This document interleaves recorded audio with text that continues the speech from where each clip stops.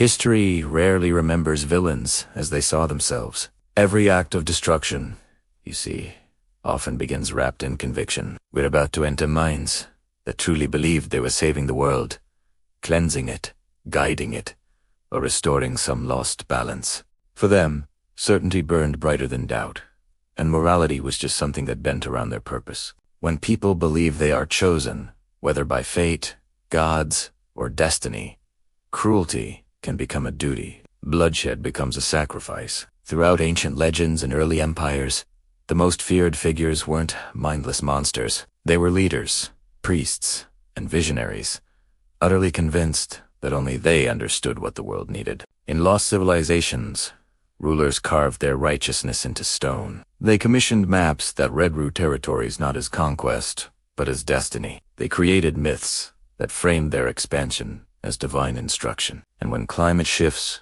droughts, and floods intensified fear, these leaders saw their harsh measures as an act of mercy. Survival, they argued, demanded absolute control. Archaeology now uncovers cities abandoned not just by disaster, but by ideology. Temples became command centers, and knowledge was weaponized. Forbidden texts were sealed away to preserve a single, official narrative, one where obedience equaled salvation, and resistance was a betrayal of the future they claimed to protect. Villains often emerged from intellect, not chaos. They studied astronomy, engineering, and psychology, believing their mastery justified their authority. Ancient maps and censored manuscripts show how these leaders modeled themselves as restorers of a lost golden age. Their brutal actions were just temporary necessities, they claimed, because history could be corrected, purified, and steered. Anyone who opposed them was simply an obstacle to harmony. Modern technology complicates these simple narratives. Satellites can expose erased borders, and digital archaeology can reconstruct destroyed cities. Climate data confirms that many so-called villains acted during times of genuine environmental stress, which only reinforced their belief that extreme solutions were heroic. Yet, even today, political influence filters our interpretation, softening blame or amplifying justifications. Why? Because admitting that villainy can be born from absolute certainty forces us to confront our own capacity for moral blindness. So, history remains curated, presenting us with simplified heroes and monsters. It's easier than examining how righteousness, when unchecked, becomes one of humanity's most dangerous tools. As we peel back the layers, the line between hero and villain blurs. It becomes about intention rather than outcome. It reveals that belief is the most powerful weapon ever wielded. Because when individuals are convinced they are right, maps are redrawn, texts are burned, and lives are sacrificed for a future that exists only in their imagination. The most dangerous villains in history never doubted themselves, not even for a moment, as the consequences gathered silently behind them. The story doesn't end when the villain is defeated. Villainy, when it's rooted in unshakable self-belief, doesn't just die. It lingers in the systems, the borders, and the ideologies we inherit. When history is written by conviction instead of consequence, the narrative survives even as the damage spreads. Archaeology shows us this pattern. Successive states would reuse the monuments, myths, and maps of fallen rulers. They kept the illusion of a heroic purpose alive, while conveniently forgetting the brutality that built it. This way, the belief in righteous domination outlived the original architects, long after they vanished into ruin and ash. Today, modern technology is stripping away that inherited certainty. Artificial intelligence reconstructs censored records, satellites reveal erased populations, and climate science confirms that many so-called heroic justifications were just reactions to environmental stress, badly managed by leadership. It was never a destiny. It was villains shifting blame to protect their own identity. Yet, this truth is hard to accept. Political influence still dictates which histories are taught, which data gets attention, and which obvious parallels are ignored. The same old logic reemerges in new language, where control is called protection and sacrifice is demanded from those who are least responsible for the crisis. It's a pattern refined over millennia. The chilling truth is, villains who thought they were heroes rarely acted alone. They were enabled by societies willing to trade moral complexity for simple certainty, because certainty feels safe in times of chaos. But archaeology reveals that societal collapse often followed periods of intense ideological unity, not division. Dissent was silenced, and leaders were surrounded by agreement instead of reality. When climate, economy, or invasion finally shattered the illusion, there was nothing left to adapt. Only ruins, empty cities, and myths, insisting that the destruction was noble, unavoidable,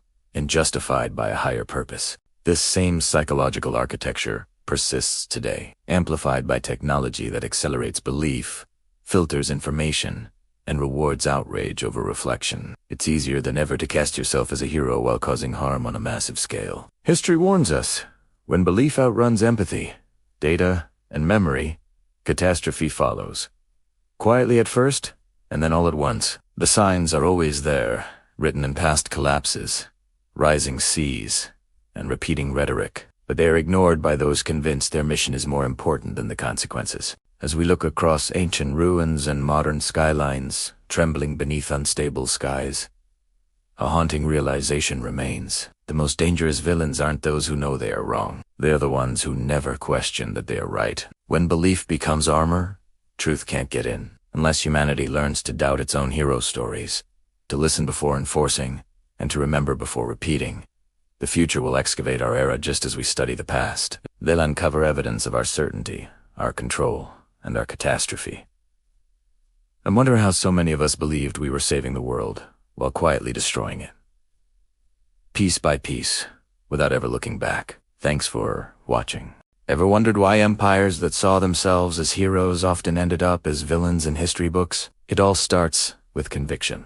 As empires grew, personal beliefs hardened into state doctrine. Leaders surrounded themselves with advisors who echoed their heroic narrative, and suddenly, any disagreement was seen as betrayal. To question the mission was to threaten the very identity of the state. Ancient records show a chilling pattern. Education, art, even religious rituals were all redesigned to glorify sacrifice and erase any doubt. Texts that warned against arrogance or imbalance were deliberately destroyed.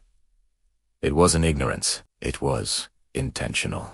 Admitting limits would have weakened their authority, and that authority was their answer to a world spiraling into chaos from climate shifts, migration, and scarce resources. Archaeology tells us the grim aftermath. We find mass graves, cities burned to the ground, and trade routes that just stop. These grand campaigns for salvation often just sped up the collapse they were meant to prevent. When reality didn't match their prophecies, leaders didn't question their ideology. They just doubled down on control. They believed failure only meant they hadn't used enough force. We've found ancient maps showing borders that expanded with incredible speed, only to vanish just as quickly. This suggests these heroic stories were just a mask for deep instability. The so-called villains, they thought history would prove them right, mistaking dominance for a lasting legacy. To maintain this heroic self-image, history had to be written. Successors edited the chronicles, created martyrs, and blamed disasters on outsiders or divine tests anything to avoid admitting their own brutality. This pattern isn't just ancient history. Modern technology, like satellite images and digital archives, now exposes these old lies, revealing erased settlements and restoring censored voices. Yet, the fight over interpretation continues. Why? Because admitting that villains genuinely believed they were heroes forces us to see uncomfortable parallels in our own world. Surveillance, propaganda, and absolute moral certainty are still used today to justify causing harm. The machinery of righteousness didn't disappear. It just evolved. Today, we face similar challenges. Climate instability, resource pressure. And just like in the past, some leaders respond by invoking destiny, nationalism, or ideological purity. They frame aggression and exclusion as necessary protection, echoing those ancient rulers who saw themselves as the only shield against chaos. The parallels are unsettling, because history shows us this path usually ends in collapse. Yet, the belief that this time is different persists. This leaves us with a difficult truth. Villainy often isn't born from malice, but from absolute, unchallenged certainty. The most dangerous people are those who never question their own righteousness, who see destruction as a form of creation and suffering as just a necessary cost. As history keeps resurfacing through ruins and data, The real question isn't just about who the villains were. It's about how Isli we build, protect, and repeat these hero stories.